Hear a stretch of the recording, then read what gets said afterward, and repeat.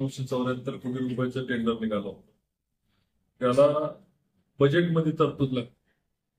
त्याला 274 कोटी रुपये बजेटमध्ये निराधार विकासासाठी तरतूद झाली.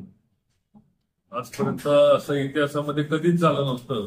सातत्याने दोन्ही बजेटमध्ये नीरा देवगरला तरतूद झाली. टोकन असतं.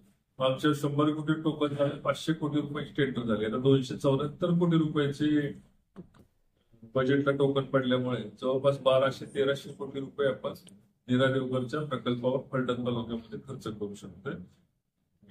आमदार साहेबांनी सांगितल्याप्रमाणे प्रशासकीय भवनाची आपण इच्छा व्यक्त केली होती सर्वांनी. फलटणला भविष्यात फलटणचा जिल्हा व्हावा या दृष्टीने नवीन प्रशासकीय भवन जवळपास 50 कोटी रुपये निधी अपेक्षित ठेवला होता.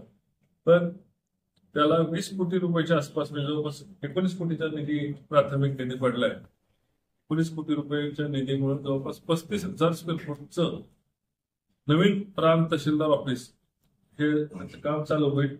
उर्वरित जुलैच्या अधिवेशनामध्ये कमी पडलेले पैसे घेण्यात आता देवेंद्रजींची चर्चा झाली. आमदार साहेब अजितदादांकडे बसून राहिलेले निधी देण्यासाठी निश्चितपणे निधी आणतील याची मला खात्री आहे. महसूल भवन राज्यांनी प्रशासकीय मान्यता देऊन बजेटमध्ये 100% निधीची तरतूद महसूल भवन. महसूल क्रीडा संकुलन सावंतवाडी येथे क्रीडा संकुलन करावं, निवासी क्रीडा संकुलन करावं अशी आपली इच्छा होती. ज्याच्यामध्ये लोकांना मुलांना राहता यावं पाहिजे ग्रामीण. त्यासाठी सुद्धा 4.5 कोटी ग्राम विकास निधीले महाराष्ट्राचे 50 लाख रुपये तरतूद मी खासदार असताना ते तरतूद केली होती. आणि अजून 1 कोटी रुपये हे ग्राम विकास खात्याने मंजूर केले. जवळपास 6,04,00,000 रुपये ते निवासी क्रीडा संकुलासाठी आता मंजूर झाले. आमदार साहेबांची बॅटिंग जोरदार चाललेली आहे आणि त्यांचा दिवसेंदिवस प्रशासनावरचा अभ्यास हा चांगला चाललाय. आम्हाला हा लढवाई पाहिजे होता. आणि पहिल्या प्रथम तुम्ही बघितलं असेल तर पहिल्यांदा तुम्हाला आमदार काम करताना निधी आणताना आमदार तुम्हाला आम्हाला दिसले.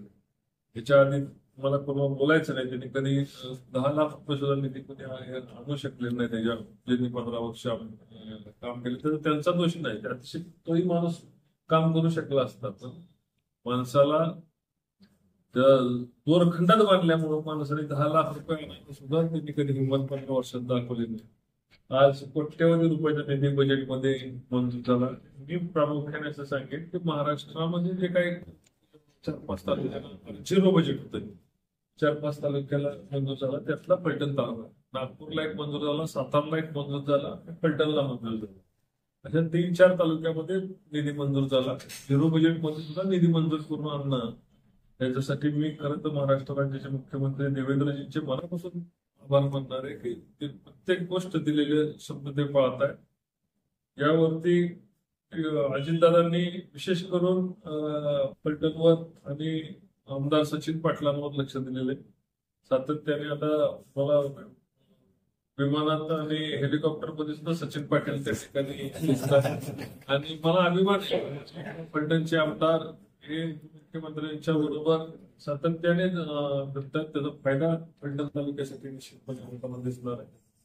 अजितदादा हे काम आता अतिशय दिलेल्या शब्दाप्रमाणे ताकद देण्याच्या दृष्टीने, सचिन पाटलांना ताकद देण्याच्या दृष्टीने चाललेलं आहे. जेणेकरून आज आपण या ठिकाणी निधीचा जो वर्षाव झालेला आहे आणि विशेष करून मेकबोवाडी आपलं एमआयडीसी जो स्वप्न होतं त्या ठिकाणी आणखी 100 एकर महाराष्ट्र सरकारने जमीन वाढवून त्याची मंजुरी दिली आणि त्या ठिकाणी उद्योग आणण्याच्या दृष्टीने जमीन कमी पडत होती. महाराष्ट्र सरकारने त्याची गरज आज भागवली.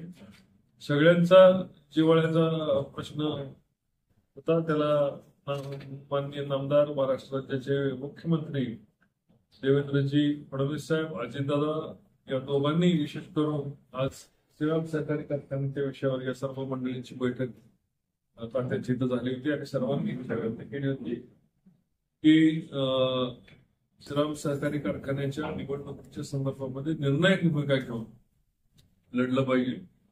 कारण जवळपास 3,000च्या पेक्षाही आसपास सभासदांची मयत झाले. त्याच्या वारसांना त्या ठिकाणी स्थान मिळालं पाहिजे.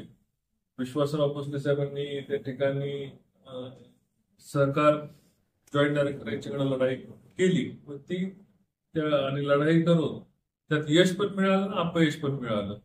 यश अशासाठी मिळालं त्यांना की फलटण तालुक्यातल्या फक्त 80 लोकांचा मतदानाचा अधिकार आपल्या फलटण तालुक्यातल्या राज्यकर्त्यांनी ठेवला होता.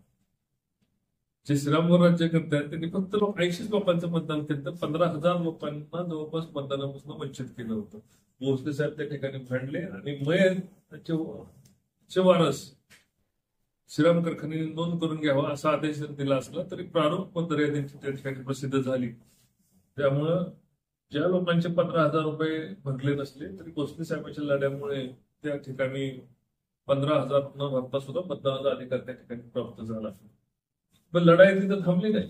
राज्य सरकारकडे जाऊन निवडणूक कशी चुकीच्या मतदार याद्यांवर चालली, मतदार यादी त्या बोगस पद्धतीने बनवल्या गेलेल्या आहेत आणि विशिष्ट लोकांना फायदा घेण्याकरता हजारो लोकांना त्या ठिकाणी वंचित ठेवण्याचा घाट जो घातला होता तो उधळण्याकरता त्या ठिकाणी बैठक झाली. आम्ही सर्वच या ठिकाणी व्यासपीठावर असतात सर्वच मंडळी आम्ही त्या ठिकाणी तात्यांच्या बैठकीला उपस्थित होतो. भोसले साहेबांनी त्या संदर्भात हायकोर्टामध्ये एक याचिका दाखल केली आणि याचिका दाखल करून महाराष्ट्र राज्याचे उपमुख्यमंत्री अजितदादा पवार, सहकार मंत्री यांना ही भूमिका निवडणूक पुढे ढकलण्याची घ्यावी ही पटवून देण्यामध्ये यशस्वी झाले. निवडणूक राज्य सरकारने तर पुढे ढकलली. आता कायद्याची लढाई चालू झालेली आहे कोर्टामध्ये. असं ही लढाई चालणार आहे विशेष कोर्टामध्ये. त्याला ही लढाई आतापर्यंत अशा प्रकारची निवडणूक पुढे ढकलल्यानंतर 2 वर्ष आधी मतदारांच्या नोंदी व्हाव्या लागतात. अशा प्रकारची लढाई ही पहिलीच असणार आहे.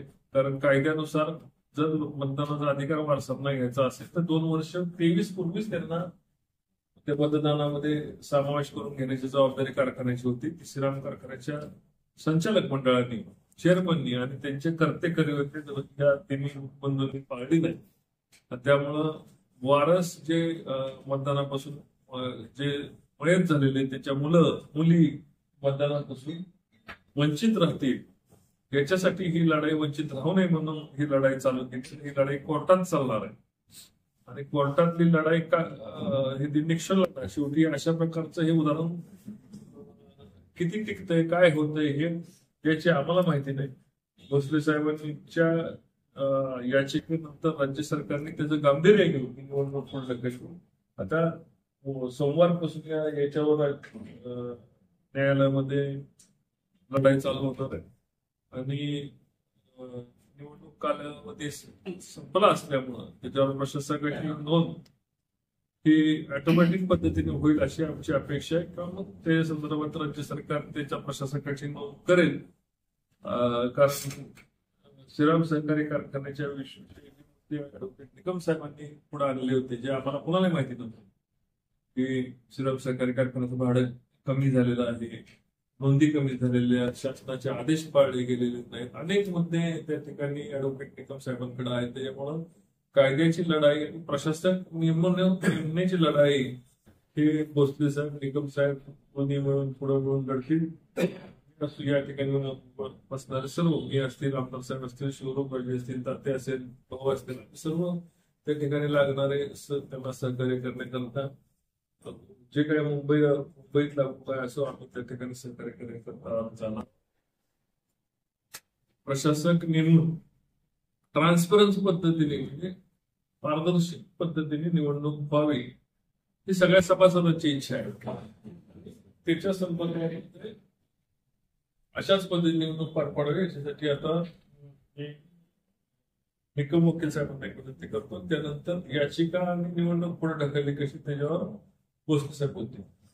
भोसले साहेब